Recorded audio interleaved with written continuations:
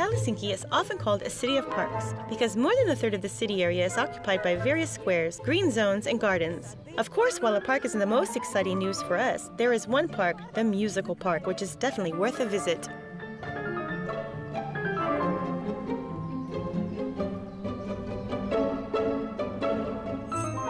Although you can't say Finland has all the world's most famous composers, it is undeniable that they are the deeply admired here. There are streets, parks, residential complexes named after composers. This is, for example, a park named after John Sibelius, who wrote the unofficially best-known Finnish melody. To Finns, he is like what Pushkin is to Russian people, one of the most significant figures in culture's history. After all, he did write the national anthem. The monument is made out of 600 hollow pipes welded together in an unusual wave-like pattern, which, when the wind is blowing, creates a beautiful melody. Unfortunately, we aren't lucky with the breeze today, since we can't hear anything and the weather is getting a bit worse. The weather is pretty volatile here. Be wary. The sun can disappear almost as quickly as it can reappear.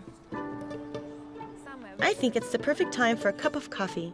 By the way, coffee first appeared here in the 18th century and was deemed a dangerous drink by a strict Lutheran church, which is why it was banned initially.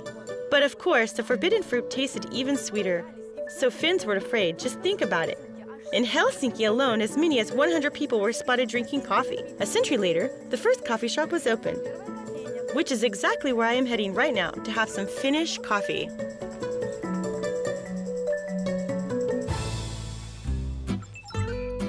One thing to expect is that nothing happens very fast here. I would suggest taking this into account when planning your day. Actually, now coffee is an essential part of Finnish life. I was very surprised to learn that people here drink more coffee than any other country in the world. That is more than Spaniards, more than Italians. Unbelievable. Finnish coffee is very similar to American-style coffee. It is pretty mild, but quite flavorful. I love places where local people go. This, in my opinion, indicates authentic quality. Well, and the prices are more affordable too, which is an important factor to consider when rather expensive country. In general, the atmosphere hasn't changed at all. Everything is how it used to be 100 years ago. The same wicker chairs, the same mirrors, and marble tables.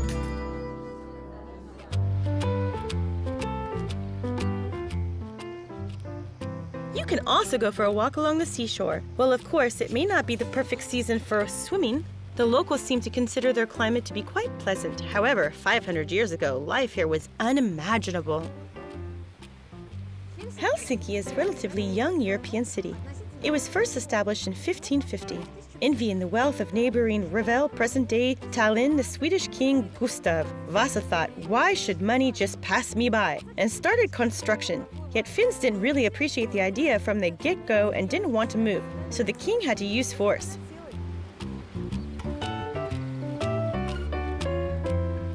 Besides, the place chosen wasn't very suitable, to be honest. They began construction at the mouth of a river running into the Baltic Sea. It turned out to be a bit too shallow for merchant ships, so they had to move everything up 5 kilometers. But it still didn't go as well as expected, and Helsingfors remained a type of backwoods for a while.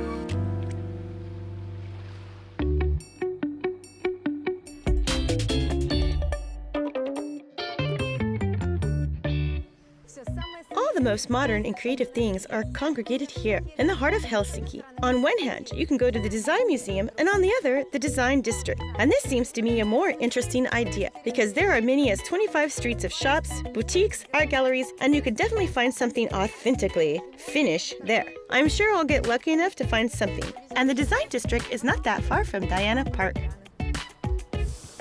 The Design District was established not long before they decided to create a new urban environment. Entire tourist groups of shoppers are brought here, so in the afternoon it can get quite crowded. So if you don't have much time, visit the Design District before noon.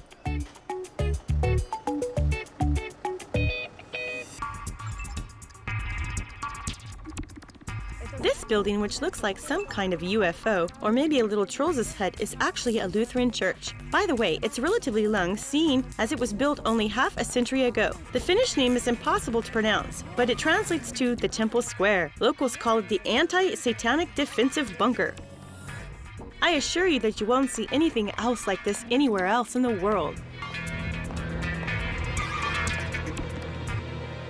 It's open from 9:30 to 6 in the evening. The entrance fee is $4.70 for adults. Children under 17 can enter for free. The church in the rock was built by the architect brothers Somalian. At first, they just wanted to use the rough rock only for the external facade. But then they had a great idea to lay dynamite into the rock and blow it up. Then they built this dome over the gaping crater, and the church was ready. Simple and elegant, classic Scandinavian minimalism, this visit doesn't take up too much time, but you can always stay longer to enjoy the music, for as long as your heart desires. By the way, they have amazing acoustics here. Even the prominent Russian cellist and conductor Rostropovich believed that it was the best acoustics in the world. That's why they had often host organ classical and even rock concerts here. Well, it's not called the Rock Church for nothing.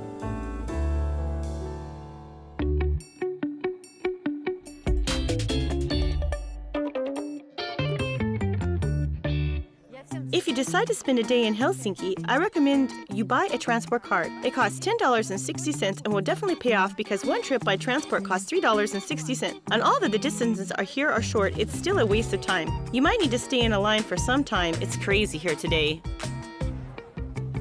You can buy these cards in tourist centers known as kiosks or at transport hubs like this here, Southport. I must say that one of the 3 machines, only one is working and the ticket office isn't open at all.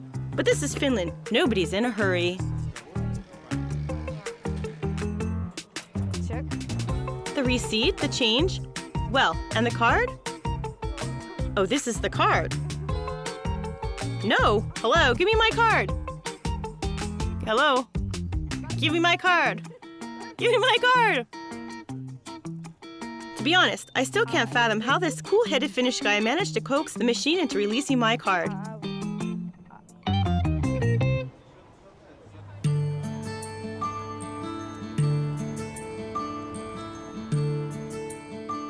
By the way, my transport card can also be used for a boat trip, which I'll definitely hop on to go admire Sveaborg.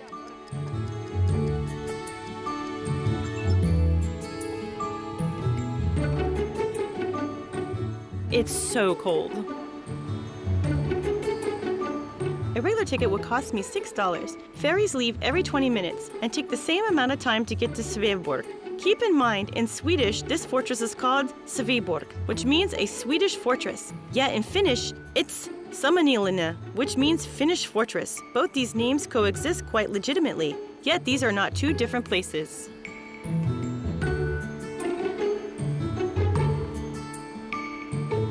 The excursion around the Swedish fortress, Sveaborg, is extensive and interesting that it would take all day. But I only have 1 day, so I'll have to miss it. But at least I can admire the fortress from outside.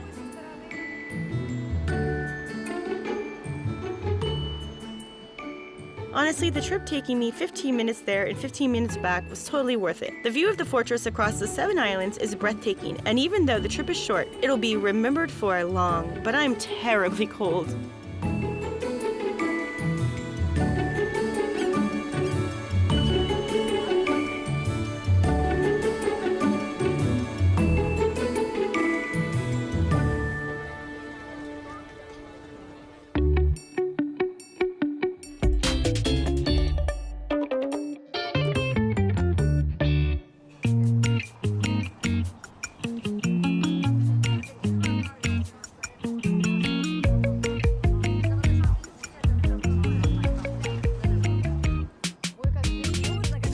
It's so crowded here, so many people. The market square is a bustling place. Actually, it could also easily be called the fish square.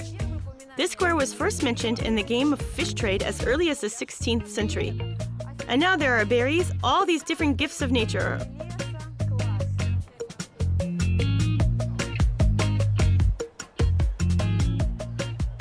Cool! Look at these chantillies. Bright, beautiful, delicious. And this is some unidentifiable species. But here, they call it superlachevo. I'm not sure what they taste like, but I think they taste excellent in a soup.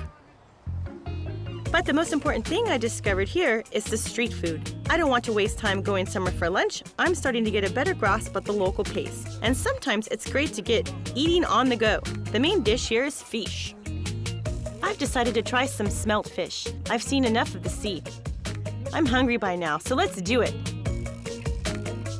They even gave me some garlic sauce. It cost a total of $10. Not too cheap. Delicious. But the fish is the freshest, and there's a lot of it. Great. I'm having trouble finishing all this, so I've decided to violate a local law against feeding seagulls. Here, all right, and for you. Here, of course. They're happy to eat $10 of smelt fish. I've enjoyed eating here too. Well, as if they're trained. And the second one, yeah. All right now. Yeah, that's enough for them.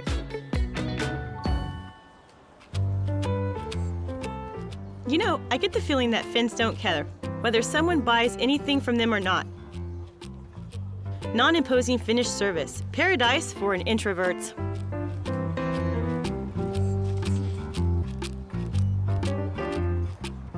Here you can find a something with a design at a more affordable price than in boutiques or luxury stores. Look at this beautiful porcelain set. Great glasses.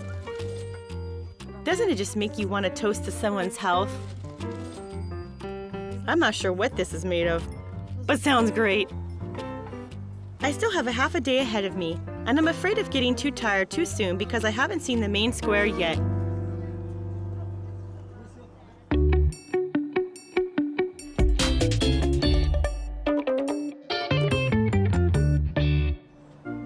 Well, now I'm at the Senate Square. In the center, you can see a monument important to both Finns and Russians.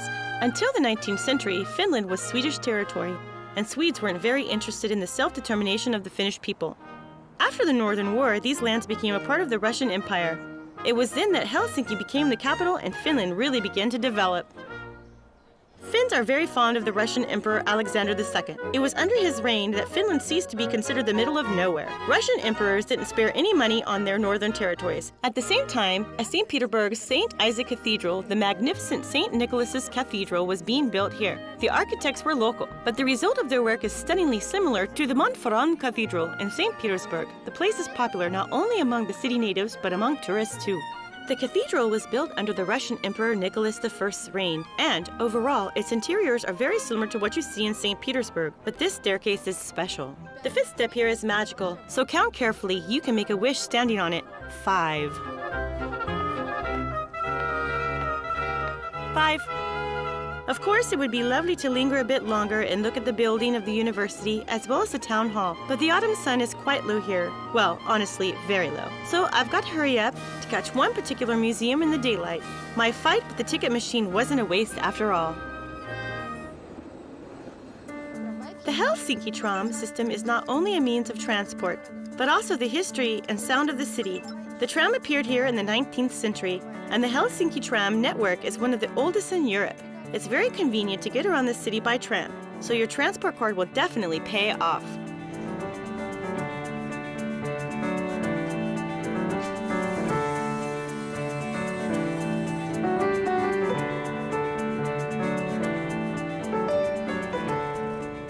The street we are riding down right now is called Alexanderinkatu. They named it in the honor of the Russian Emperor Alexander I. They love and respect him here, just like Alexander II.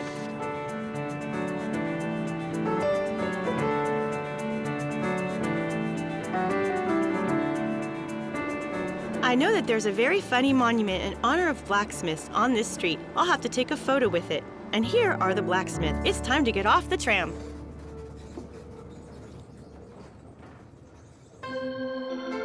Look, how beautiful. I doubt you would ever find something like this in Russia, but we should really have some monuments like this, actually. This is a monument in solidarity to working people, but this idea somehow did not catch on, and the townspeople prefer to tell a beautiful legend about these hot Finnish guys. Those who have read Kalevala myths will understand where it comes from. In ancient times, blacksmiths were thought to possess not only skill, but also magic. Once upon a time, an evil witch promised to let her beautiful daughter marry a man who could manufacture happiness for her. In honor of this national folktale, the statue of 3 blacksmiths who hammer out this happiness were erected here. When they see a woman more beautiful than the daughter of that evil witch, they will lower their hammers, and Helsinki will hear the sound of an anvil. How can I go on after this? Well, okay, I guess they have different beauty standards here, so go on. Keep standing there with your hammers. And I'll go on and hop onto the same tram. I have 3 more hours before sunset, and there's a lot more to do.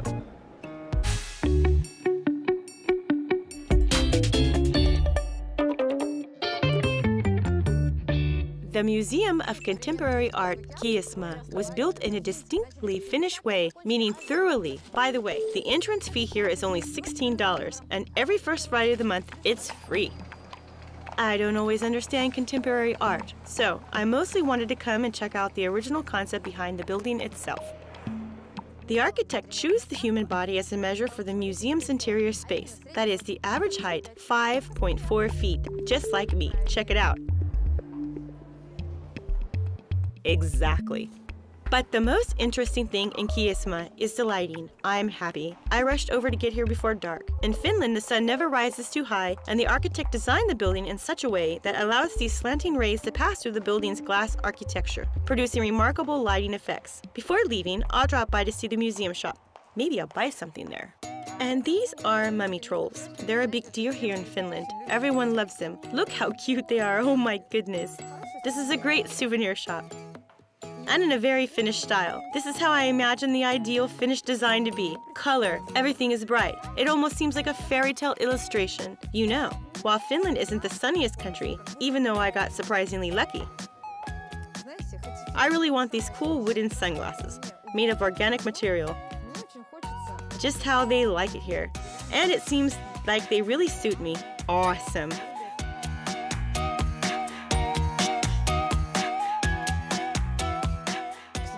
But really, these are pretty cool shades. I should get them, right?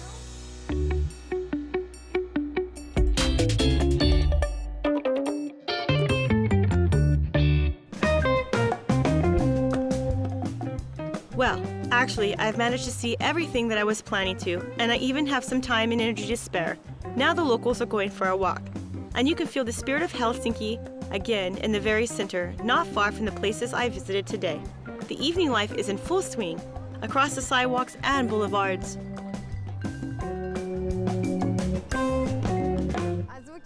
The sounds of the city continue to enchant me. I love the street musicians.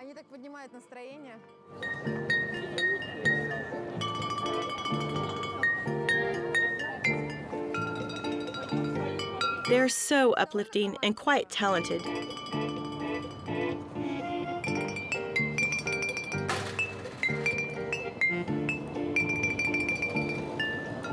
The atmosphere immediately feels romantic.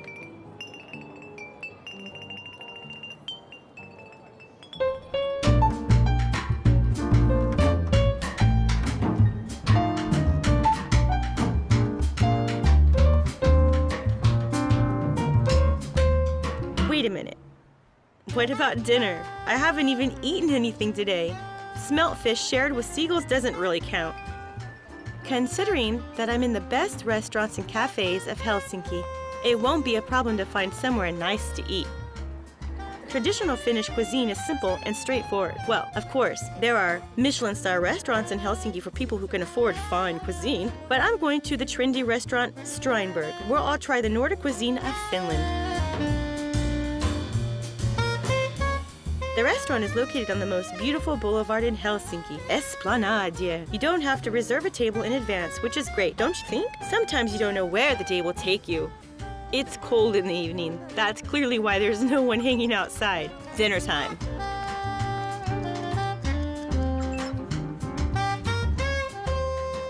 Oh, it's fancy here. It has an atmosphere of a literary cafe and a pleasant crowd.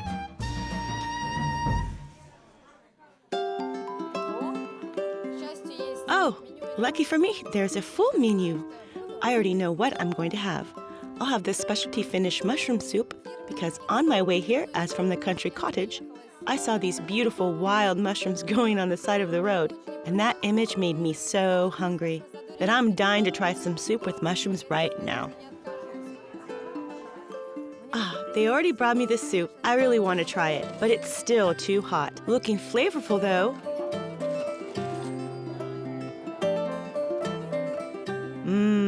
It has a very, very tender, delicate taste. I really like it.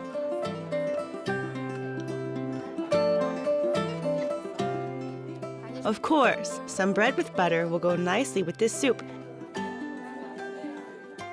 Exactly what I need. I'm also going to try some fish. Brook trout. I've never heard of it. It tastes like salmon, but not as fatty. And very gentle. I like this fish. Delicious. Generally, in my opinion, this is the distinctive feature of Northern cuisine. Simple ingredients that together make works of art that are both tasty and healthy. That is, the products used are simple, so anyone could cook it, and that's nice. The portions are perfectly sized if you're hungry. You feel satisfied without being too full, and yet with some space left over for dessert. With some unpronounceable Finnish name, of course. The ice cream is incredibly creamy. It's actual ice cream. You can taste the real blueberries in there. It's not just food coloring. Delicious. This muffin really resembles a homemade sponge cake my grandmother makes.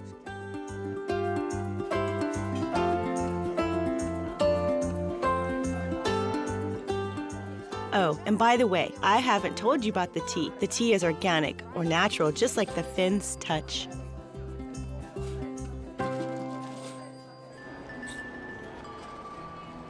I'm positive that in one day, I've managed to hear the very voice of this unique city and feel its entirety. Helsinki is the sound of waves crashing, the screeching of a tram, the booming of a church organ, and the songs of talented street musicians. Well, I've officially added the sound of my clicking heels to this symphony. And now, by the way, it's time to go home. Hope to see you in the next city. Bye-bye!